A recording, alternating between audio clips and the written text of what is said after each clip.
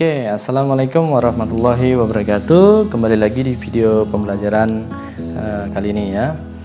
Seperti yang sudah saya singgung pada pertemuan sebelumnya, saya ada menyebutkan tentang masalah ya. Karena dalam penelitian itu tentunya harus ada masalah. Seperti halnya definisi dari penelitian itu adalah mencari solusi dari masalah. Nah, untuk kita bisa memahami apa itu masalah, tentu kita harus pelajari seluk-beluk dari masalah ya. Masalah tidak kita cari, tapi kalau ada masalah kita cari solusi ya. Itu kalimat yang tepat untuk kita jadikan sebagai penyemangat ya. Oke. Sebenarnya kita akan membahas tentang dari mana asal masalah penelitian itu ya. Ini harus kita jawab dan harus kita pahami bersama ya. Setiap penelitian itu memang harus didasarkan masalah. Itu penting ya. Tetapi masalah itu apakah yang disebut masalah itu, atau masalah itu apa sih? Nah, masalah itu merupakan suatu kesulitan. Ingat, ini kesulitan yang harus dihadapi, yang memerlukan penyelesaian atau solusi atau pemecahan. Biasanya sulit antara membedakan masalah dengan fenomena. Karena di dalam fenomena ada masalah, di dalam masalah ada fenomena. Nah, tentunya kita harus membedakan apa itu masalah dan apa itu fenomena ya. Intinya setiap penelitian itu harus memiliki masalah. Oke, kita lanjut lagi. Nah, masalah dalam penelitian itu bisa berasal dari kehidupan sehari-hari di sekitar kita. Dapat pula berasal dari literatur yang kita baca. Contohnya, kita baca penelitian si A, kita baca penelitian si B, ternyata mereka sama-sama meneliti pada satu subjek yang sama, namun memiliki hasil yang berbeda. Itu juga masalah ya. Kemudian peneliti harus tertarik terlebih dahulu nih terhadap masalah yang akan diteliti. Nah, harus ada rasa ingin tahu dulu, ingin tahu apa sih solusi dari permasalahan itu sendiri ya. Kalau nggak tertarik, sulit untuk kita selesaikan nanti ya. Nah, coba mahasiswa sekalian cari di sekitar kita ya, masalah-masalah yang nantinya akan kita jadikan sebagai latar masalah penelitian kita ya. Kemudian judul penelitian juga harus menggambarkan permasalahan yang diteliti. Nah, ini biasanya nanti kaitannya dengan kita menulis skripsi ya. Judulnya harus jelas menggambarkan permasalahan yang akan kita teliti. Kemudian penelitian harus memenuhi satu nih. Penelitian harus sesuai dengan minat peneliti. Ya, kalau penelitinya tidak berminat untuk menyelesaikan masalah, itu menjadi suatu hal yang tidak baik nantinya. Karena apa? Karena nanti ketika ditanya, kenapa ini bisa seperti itu? Si peneliti atau mahasiswa nanti tidak bisa jawab. Ya. Kemudian penelitian dapat dilaksanakan. Nah, kalau penelitian tidak dapat dilaksanakan, ya kita juga susah nanti ya. Tersedia faktor pendukung dan hasil penelitian kita bermanfaat. Ya, penelitian kita harus punya nilai manfaat lah, gitu ya. Oke, selanjutnya syarat masalah itu ada 3, tidak banyak. Ya. Yang pertama, kemampuan untuk dilaksanakan. Intinya masalah yang akan kita jadikan sebagai penelitian itu harus mampu kita laksanakan. Contohnya, ya, kalau permasalahan tentang kinerja pegawai, apa sih sebenarnya yang menjadi penyebabnya? Nah, itu kan bisa kita laksanakan. Ya. Oke. Kemudian memberikan sesuatu yang baru. Apa sih yang baru di sana? Ya. Tentu sesuatu yang baru di situ adalah solusi yang kita bicarakan. Kemudian etis dan relevan. Etisnya di sini ini berkaitan dengan norma, dengan aturan. Ya. Jangan sampai kita membongkar aib seseorang, karena penelitian itu bukan menjatuhkan suatu kelompok ataupun yang lainnya. Ya, harusnya bersifat general tadi, umum ya. Relevan di sini berkaitan dengan yang sedang berlangsung saat ini ya. Kita zamannya sekarang udah zaman teknologi, tentu ya kaitannya masalah dengan teknologi. Sebagai salah satu contohnya adalah masalah kepercayaan transaksi elektronik ya kan gitu. Contoh kita beli di Shopee, Bukalapak. Nah, itu kan banyak masalah, ada yang banyak ketipu, banyak yang tidak sesuai dengan pesanan. Nah, itu kan masalah juga yang bisa kita angkat ya. Itu salah satu syarat masalah penelitian itu ada 3. Mampu untuk dilaksanakan, memberikan sesuatu yang baru, dan etis serta relevan. Kemudian jenis-jenis permasalahan itu perlu kita ketahui juga, karena penelitian selalu berkaitan dengan permasalahan. Maka ada 3 jenis masalah. Yang pertama, mengetahui status dan mendeskripsikan fenomena. Itu namanya penelitian deskriptif, historis, penelitian filosofis. Jadi mengetahui status dan mendeskripsikan. Kata dasarnya adalah mendeskripsikan fenomena. Contoh, fenomena saat ini orang banyak main TikTok, anak remaja banyak main TikTok, ya kan? Nah, apa kita deskripsikan di sana? Kemudian membandingkan 2 fenomena atau lebih. Nah, jadi kita bisa mencari persamaannya atau perbedaannya, kemudian kita cari manfaat dari adanya perbedaan atau persamaan itu. Itu namanya penelitian komparatif. Ya, komparatif. Yang terakhir adalah mencari hubungan. Mencari hubungan antar 2 fenomena atau lebih. Problema korelasi. Ya, ada 2 macam korelasi. Ada korelasi hubungan sejajar. Contoh, ada tidak ya hubungan warna casing HP dengan minat pelanggan? Contohnya begini, kenapa cewek-cewek itu suka warna pink? Ada nggak dengan minat? Kan itu, ya.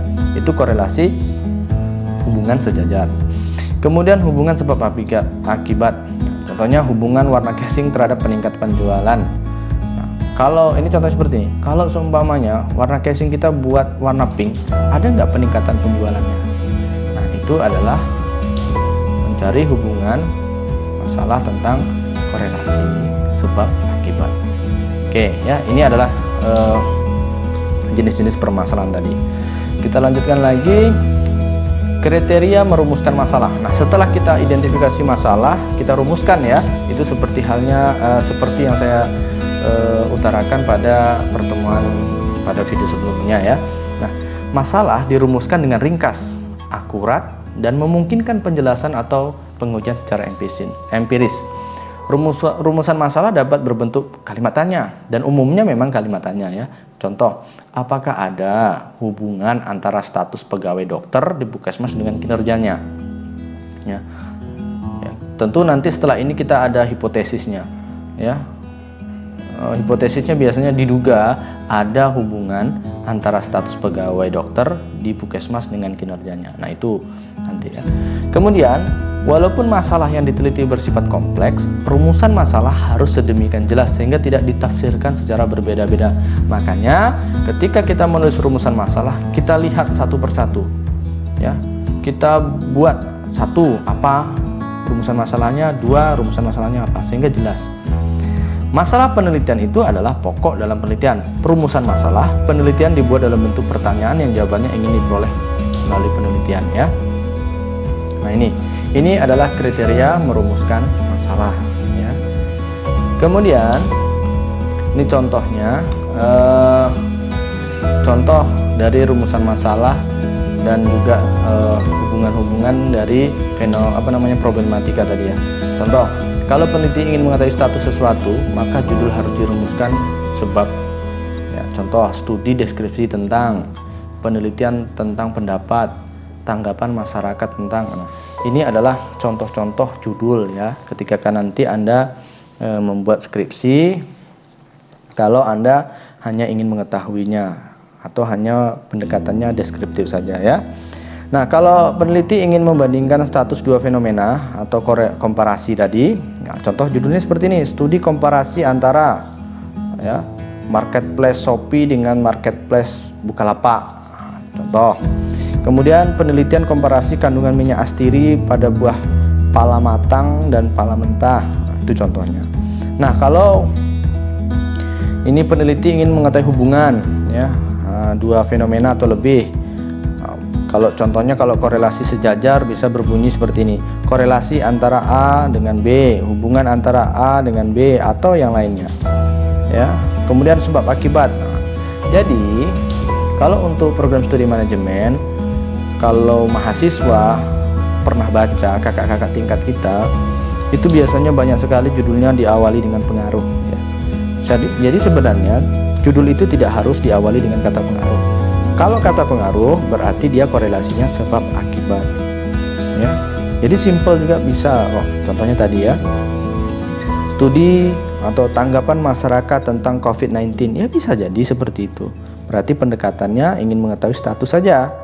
Nah, itu menggunakan pendekatan kualitatif atau deskriptif. Ya, jadi saya menyarankan di sini nanti kalau mahasiswa sekalian ingin membuat skripsi, ya, judulnya boleh kok tidak menggunakan kalimat pengaruh. Clear ya sampai di sini ya.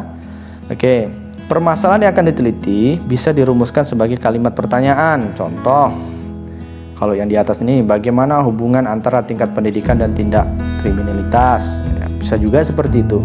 Atau bagaimana pengaruh promosi terhadap penjualan. Nah, itu contoh dari rumusan masalah ya. Oke, kemudian ada kaitannya nanti antara masalah dengan judul penelitian ya. Perumusan masalah penelitian merupakan kalimat-kalimat ringkas yang dapat mengarahkan penelusuran atas teori-teori yang sesuai dengan masalah penelitian dan bukti-bukti empiris yang mendukung atau menolak teori-teori tersebut ya. Jadi intinya penelitian itu harus atas dasar adanya masalah. Ini contohnya, apakah masalah harus dilakukan penelitian? Ya belum tentu ya, karena nggak semua masalah itu harus dilakukan teliti ya. Contohnya ya masalah nggak ada duit ya, nggak mungkin kita teliti kan begitu. Ya itu sebagai gambarannya. Jika kita ingin melakukan penelitian, maka masalahnya harus dirumuskan secara spesifik, konkret. Ini secara konkret artinya tidak dirumuskan secara umum atau abstrak ya. Contohnya tadi kita ingin meneliti tentang pengaruh ya kan antara status pegawai kepegawaian dengan kinerja. Nah, itu kan jelas itu ya. Nah, jelas dari yang akan kita teliti masalahnya ya. Oke, selanjutnya kriteria permasalahan. Masalah terjadi apabila terdapat kesenjangan antara apa yang harusnya terjadi dengan apa yang terjadi. Jadi antara yang realitas dengan harapan bagaimana. Nah, itulah masalah sebenarnya. Beberapa masalah tidak perlu diteliti karena sudah jelas konteks dan penyebabnya, sehingga peneliti tidak perlu mengumpulkan data untuk menjelaskan masalah tersebut. Oke. Kemudian pemilihan masalah penelitian, masalahnya harus baru. Ini juga berlaku untuk memilih penelitian pada skripsi ya. Jadi nanti mahasiswa sekalian harus cari nih masalah yang masih baru, yang belum pernah diteliti orang, masalahnya aktual, yang sedang hangat-hangatnya saat ini. Contoh penelitian tentang COVID, ada nggak dampak COVID ini terhadap ekonomi masyarakat ya kan? Masyarakatnya mana? Masyarakat itu luas, jadi bisa dipilah-pilah seperti itu. Kemudian praktis di sini ya mudah kita laksanakan, memadai. Ya, memadai di sini artinya ada data-data yang bisa kita cari dengan mudah. Ya, nanti masalahnya baru, tapi kalau nggak ada data-datanya ya susah juga nanti Anda untuk membuktikan, untuk melaksanakan juga penelitian-penelitian. Kemudian sesuai dengan kemampuan yang dilakukan peneliti, ya disesuaikanlah dengan kemampuan peneliti. Jangan sampai sampelnya sampai 1 juta, yaitu tidak mampulah kita ya. Sesuai dengan kebijakan pemerintah, kita lihat aturan-aturan yang ada yang mengikat tentang penelitian ya. Dengan adanya yang mendukung ya, yang adanya mendukung di sini tentu adanya nanti rekan, teman sejawat, kemudian mitra tempat kita meneliti, itu harus ada dukungan ya. Karena tanpa ada dukungan ya kita juga terkendala nanti mengenai penyelesaian penelitian kita ya. Oke. Nah, itulah tadi mengenai masalah-masalah dalam penelitian. Intinya dalam kita meneliti diperlukan masalah. Jika masalahnya tidak ada, maka tidak perlu juga kita teliti. Dan juga tidak selamanya masalah itu harus diteliti. Tergantung konteks, tergantung apa yang akan kita teliti ya. Harus memiliki manfaat dari hasil penelitiannya nanti. Oke, untuk video kali ini kita cukupkan sekian dulu. Selanjutnya silakan Anda lihat video berikutnya. Saya akhiri, assalamualaikum warahmatullahi wabarakatuh.